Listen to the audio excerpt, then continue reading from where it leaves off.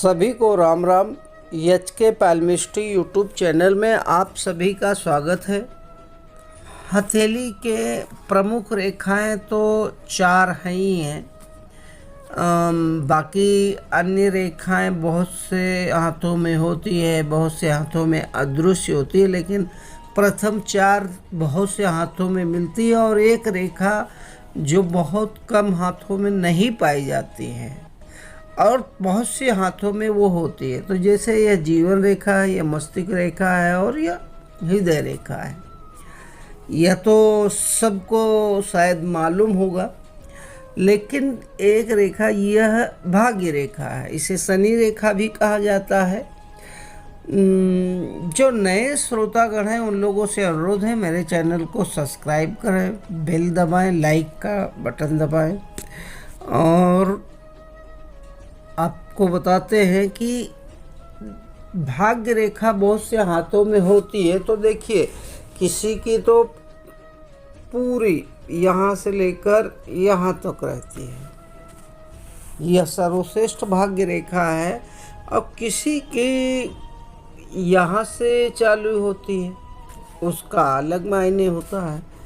तो इसी में जैसे कटी हुई भाग्य रेखा हो, टूटी हुई हो, खंडित हो, परंतु खंडित होने से व्यक्ति के भाग्य में क्या फर्क पड़ता है, उसको क्या परिश्रम करना पड़ता है, इन्हीं सब चीज़ों के बारे में बताएंगे। तो जैसे यह मान के चलिए, इधर से एक भाग्य रेखा मस्तिष्क रेखा के इधर रुक गई हो, मस्तिष्क रेखा के नीचे, फिर बगल में ही एक और रेखा निकलकर जा रही हो शनि पर्वत तक। तो इससे क्या लाभ मिलेगा? क्या यह भाग्य रेखा है? हाँ, भाग्य रेखा है। तो परंतु इसका क्षतिपूर्ति बराबर होती जा रही है। ऐसे जातक का जीवन में लगातार निराशापूर्ण परिस्थितियां आती हैं। ऐसी जिसके भी रेखा रहती है, निराशा आती है जिस टाइम पे, जिस आयु में यह टूटती है। तो और शुरुआत से भी निराशा आती रहती है। वह जो भी कार्य करते हैं उन्हें सफलता नहीं मिलती है, परिस्थितियाँ आती है। जातक अपने ढंग से उससे निपटाता हुआ निश्चित रूप से सफलता को प्राप्त करता है, क्योंकि यह दूसरी रेखा शनि पर्वत पर जा रही है। परिस्थिति कितनी भी उसकी क्षतिपूर्ति जो करता है, ये दूसरी रेखा करती है। कितनी भी परिस्थिति बेकार हो, तो ये जो दूसरी कटी हुई रेखा उसकी क्षतिपूर्ति को पूर्ण करता है, लेकिन वो अपने परिश्रम से जिसके। अच्छा, इसी में एक चौकोन बन जाए, इस चौकोन बन जाए और वह दोनों रेखा को अंदर ले ले। यह जरूरी नहीं कि इसकी लंबाई ज़्यादा हो, इस चौकोन की लंबाई छोटी भी हो सकती है, बारीक भी हो सकती है। देखिए, रेखाओं का क्या है ना, हथेली में अलग अलग जगह से आती है। जैसे मान के चलिए, रेखा यहाँ से आ गई और वह चौकोन यहाँ बन गया, वह चौकोन ऐसे बन गया। तो जब चौकोन बनता है तो यह मान के चलिए उसको आर्थिक हानि तो होगा, लेकिन वह आर्थिक हानि उसे महसूस नहीं होगा।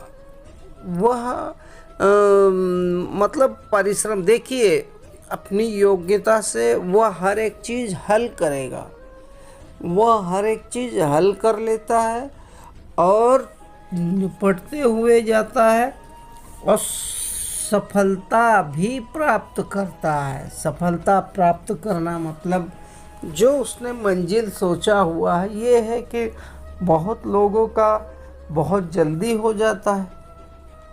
बहुत जल्दी होने का मतलब है कि कई लोग जैसे एक गाड़ी खरीदने के लिए 10 साल लगा देते हैं और कई लोग 2 ही 3 साल में बना लेते हैं। तो ये होता है परिश्रम, उसे उसी चीज़ को पाने के लिए 10 साल लग गया। लेकिन भाई जिसका भाग्य एकदम मजबूत है उसको 2 साल में मिल गया। तो ये होता है भाग्य रेखाएं में जैसे कोई कमी हो ना, तो यह कमी दूसरी जो भाग्य रेखा बनी हो वह निपटती हो, मतलब उससे आप भाग्य रेखा को प्रबल कर देते हो आप अपने कर्म के अनुसार। साथ में आपका अंगूठे का पहला पोर। अब पहला पोर तो आदमी समझते बहुत लोगों के हाथों में, बस अब ये सीधा है इसी कोई पहला पोर समझते हैं। नहीं, पहला पोर तो देखिए यह है पहला पोर, उसका पूरा बना नहीं रहता है, पूरा बना नहीं रहता है, कहीं छोटा रहता है कहीं वो, इसको पहला पोर रहते हैं।